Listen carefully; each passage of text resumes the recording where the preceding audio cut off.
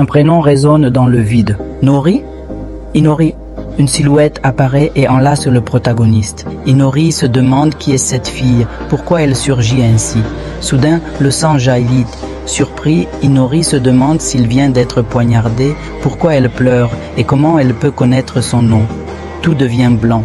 La scène change et montre les élèves dans une salle de classe, insouciants. Sur la couverture d'un livre, on peut lire « La guerre du prof pleurnichard dans un monde parallèle ». Inori sursaute et réalise qu'il ne s'agissait que d'un rêve. Il se dit qu'il s'appelle Inori Takafuji et qu'il a 17 ans. Alors qu'il croit que la journée se déroule normalement, un flash violette éclate. La salle est envahie par des cris de panique, puis tout disparaît. Quand Inori ouvre les yeux, il gémit et se demande ce qui s'est passé. Il constate que la classe a disparu et s'interroge sur ce qui leur arrive. Les élèves, tout aussi paniqués, ne comprennent rien. Une silhouette majestueuse apparaît.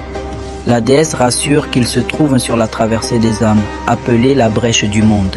Elle affirme qu'elle est une déesse. Les étudiants s'interrogent surpris. La déesse poursuit et explique qu'ils ont été invoqués afin de devenir les chevaliers qui vaincront le roi démon.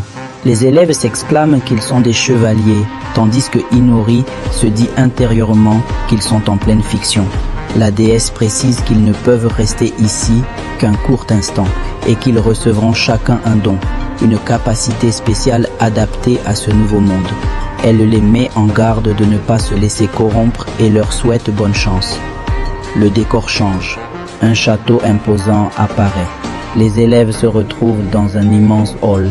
Les prêtres s'exclament que l'invocation est réussie et que le monde est sauvé. Le roi Lisenhagen prend la parole et rassure qu'il leur est infiniment reconnaissant. Il se présente comme souverain du royaume et demande aux chevaliers de terrasser le roi démon. Un élève ose demander s'ils pourront revenir dans leur monde. La Sainte Isia s'avance et se présente. Elle rassure qu'ils pourront rentrer chez eux, mais seulement dans un mois lors de la pleine lune. Elle précise que ceux qui ne souhaitent pas combattre pourront séjourner au château. Un autre élève s'inquiète et demande si un mois passera aussi dans leur monde. La Sainte Isia les rassure que le temps de leur monde ne sera pas affecté. Inori, lui, doute et se dit que c'est trop beau pour être vrai.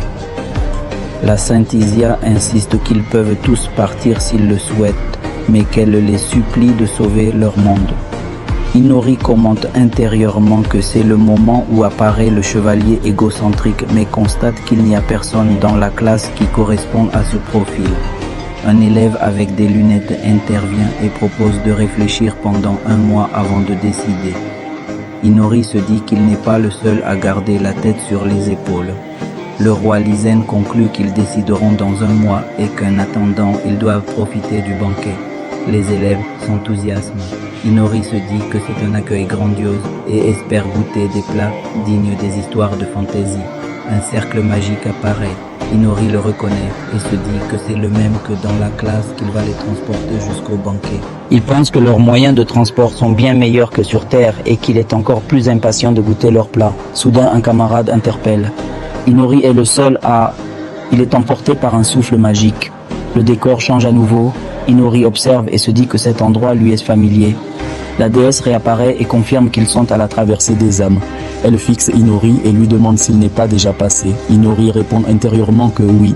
Il comprend alors qu'il s'est fait surinvoquer et qu'il risque de recevoir une seconde bénédiction. Salut à tous très chers auditeurs, j'espère que vous allez bien.